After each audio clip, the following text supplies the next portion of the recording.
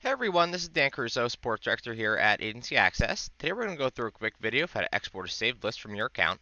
You can also check out our articles and our Help Center for more information at help.agencyaccess.com. I'm going to have you go ahead and log into your account.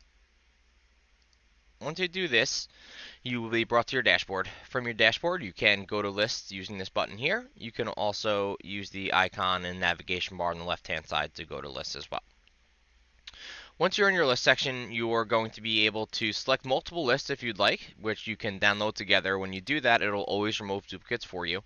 When you select the list, you're going to get this toolbar on the bottom here, and you'll have the option to select this three-dot menu option and click export from here. The other option, if you're looking to just download a single list at a time, you can use that checkbox, or you can also choose to use the three-dot menu option on the list itself and click export from there.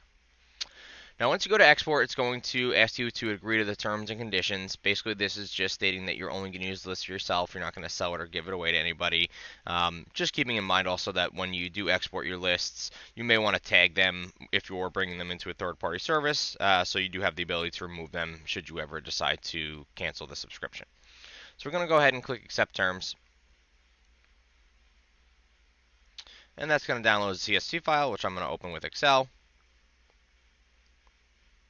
And now once you have the Excel sheet open, I'll go ahead and spread that out for you so you can see all the contact information comes in nice and neat.